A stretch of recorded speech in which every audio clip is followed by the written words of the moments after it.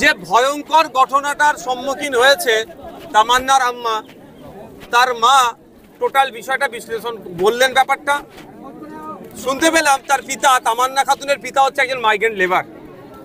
দুর্ভাগ্য আমাদের, ভোট আসলেই পশ্চিমবাংলায় খুনোখুনি মারামারি, আর ভোট আসলে মুসলিমরা না খুন হলে রাজ্যের যে শাসক দলের সরকার আছে তারা ঠিক শান্তি পায় না।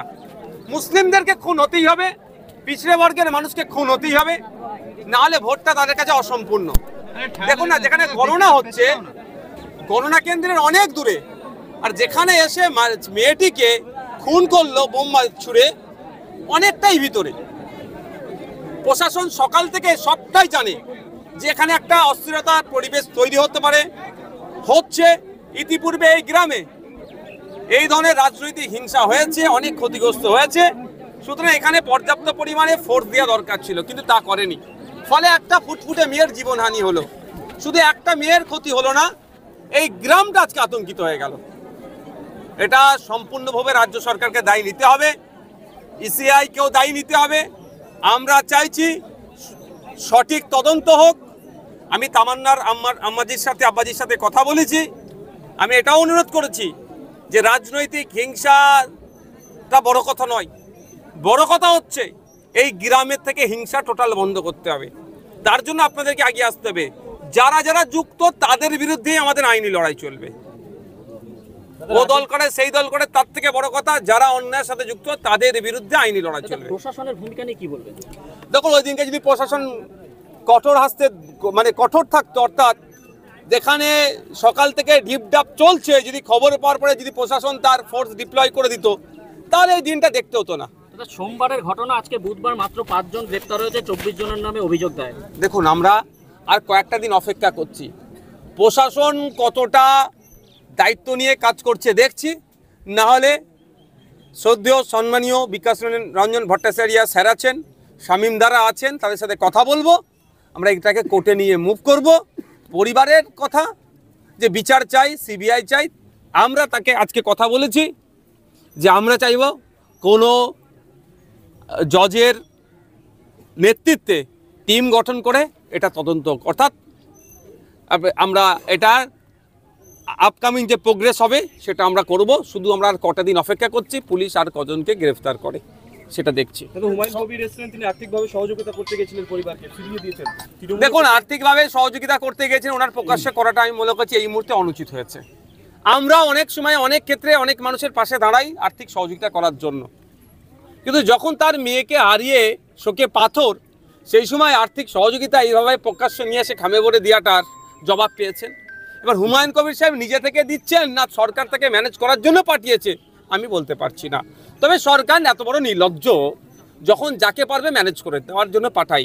কারণ যে ওয়াকাফ আইন বিজেপির বিরুদ্ধে আন্দোলন করতে গেলে এখানকার মুসলিম সম্প্রদায়ের মানুষকে সরকার আটকানোর চেষ্টা করে প্রশাসনকে দিয়ে, সামান্য একটা মুসলিম বাড়ির মেয়েকে খুন করেছে, তাকে ধামাচাপা দেওয়ার জন্য অনেক পন্থা অবলম্বন করতে পারে।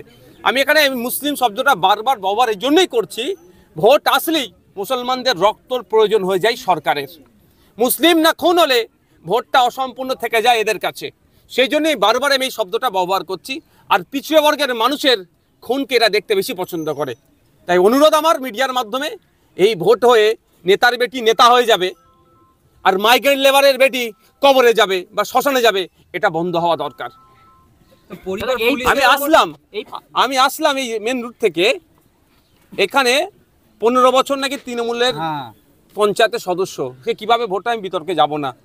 এই রাস্তাতে অল্প বৃষ্টিতেও দেখলাম আসার মতো নয়, কিন্তু তাহলে তারাও যদি অন্তত নিজের গ্রামটাকেও ঠিক করতে পারে, ততটুকু করে না কেন? করতে দেওয়া হয় না। সেই বাইরে করার ইচ্ছা থাকলেও তাকে করতে দেওয়া হয় না। কারণ ওখানে কারা থাকে? মুসলমানরা থাকে। ওখানে কারা থাকে? পিছড়ে বর্গের হিন্দুরা থাকে। ওখানে কারা থাকে? আদিবাসীরা থাকে। ওদের এলাকায় উন্নয়ন করার দরকার নেই, এমনি ওদের ভোটটা আগের দিন রাত্রে 500 টাকা বিরিয়ানির প্যাকেট দেবো, পেয়ে যাব, এই মানসিকতাই চলছে তো।